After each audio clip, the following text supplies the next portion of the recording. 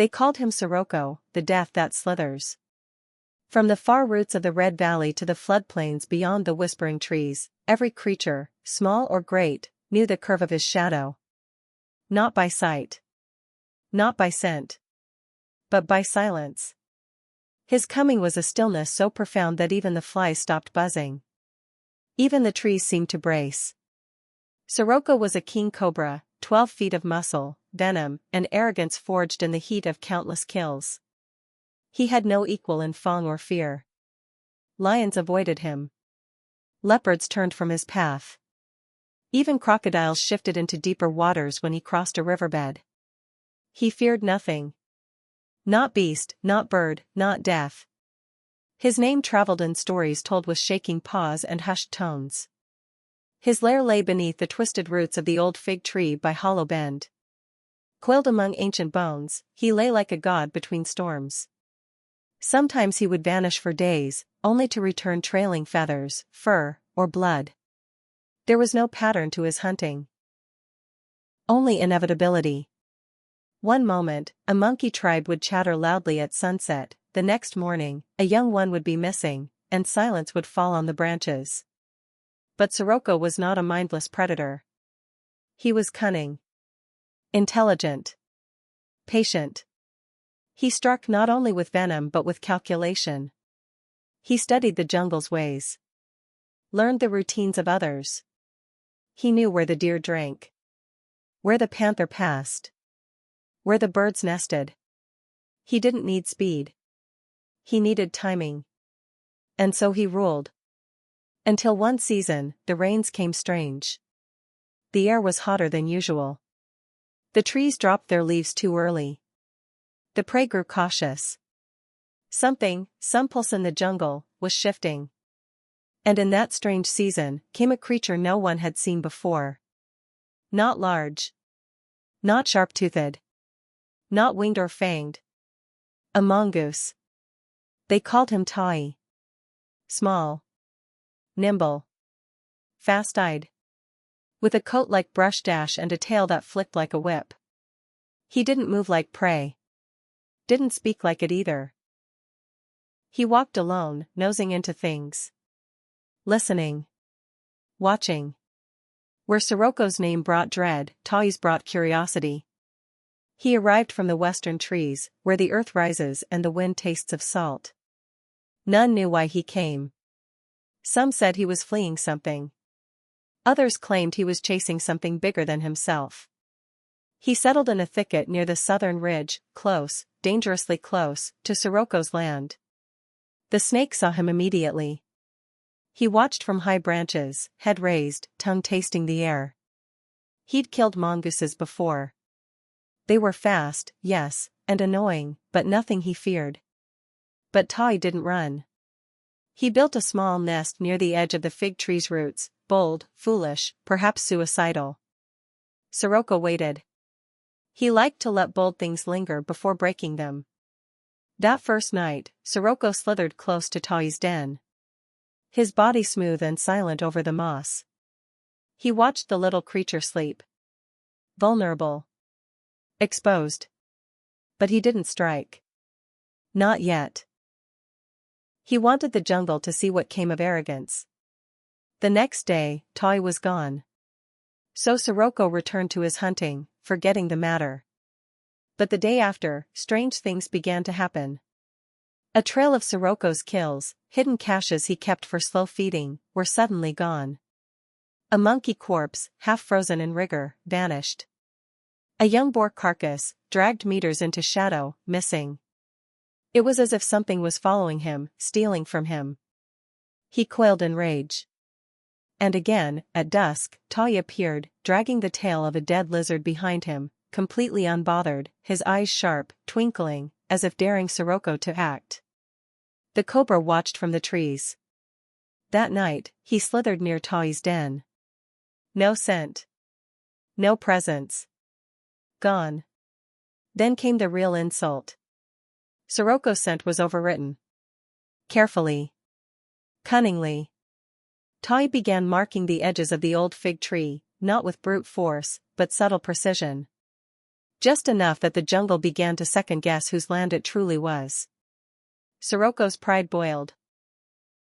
He had never been challenged in this way, not by strength, but by mockery. The king Cobra prepared for war. He waited until the heat fell. Until the wind was just right. Then he followed the trail, not Tawi's scent, but his impact. The misplaced leaves. The careful scratches on bark. The signs of movement disguised as randomness.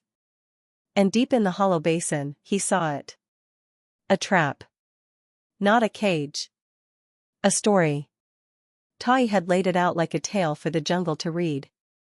Dozens of mirrors, fragments of cracked river rock polished by water, positioned between stumps and roots. Siroko's approach would be seen, not once, but a dozen times. His movement would be betrayed by his own reflection. Siroko struck one of the mirrors in anger, and it broke with a flash of light. That was when the net came down. Not a net of ropes. A net of ants. A massive nest, disturbed by vibrations, swarmed from above, biting, burning, devouring. Siroko writhed. His scales, smooth and perfect, could not fend off the wave. His hisses grew louder, wilder. He struck the air, the dirt, the sky. From the shadows, Tawi emerged, eyes calm, body still. He did not laugh. He simply watched. When Siroko finally collapsed from exhaustion, covered in bites, wounds oozing from 1,000 places, Tawi stepped forward and spoke. Even kings forget. The jungle does not belong to the feared. It belongs to the wise. Siroko raised his head once more, slow, tired, and stared at the small creature who had undone him. And he understood. He had ruled with fear. But fear had a limit. Wisdom did not. He slithered away that night, broken, humiliated, unseen again for seasons. Some say he died beneath the roots of the forgotten swamp. Others say he shed his skin and changed. But what the jungle remembered was the trick. A simple one. A game of patience. Played not with strength, but with understanding. And so it was that the beast that feared no predator was unmade by a creature that hunted with thought instead of teeth. But the jungle's breath that returned that night didn't stay. It exhaled once, one long sigh of memory, and then withdrew again into the canopy. The rustle faded. The grove fell still. And Talon, watching from the high ledge, felt smaller than he had ever felt. The jungle hadn't turned against him. It had forgotten him. His name no longer echoed between branches or crept through the roots. His scent faded faster than it should have. No creature stirred when he passed. His very presence became negligible.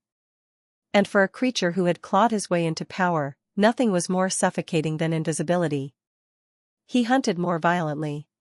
He tore into the hide of a young gazelle just to leave its corpse untouched.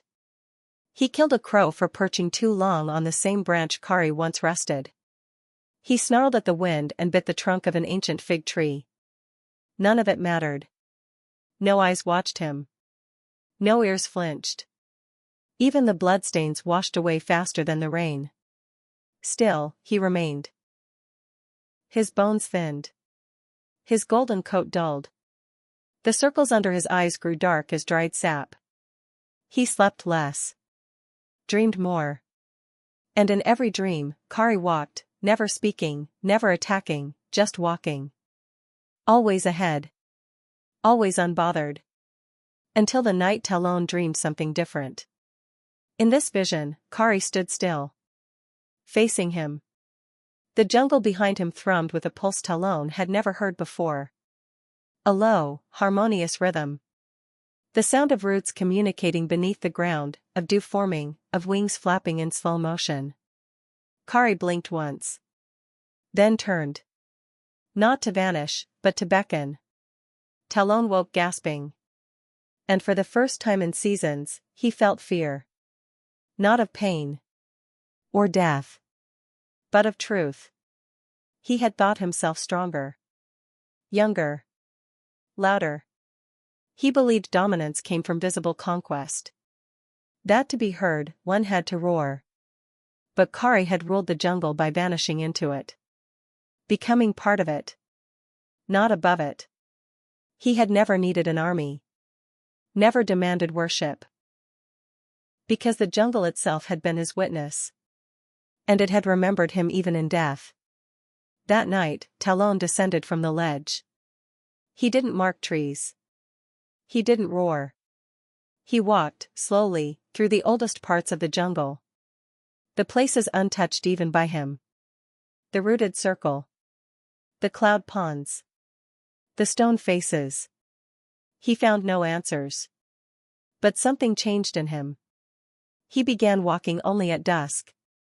He stopped killing needlessly. He listened.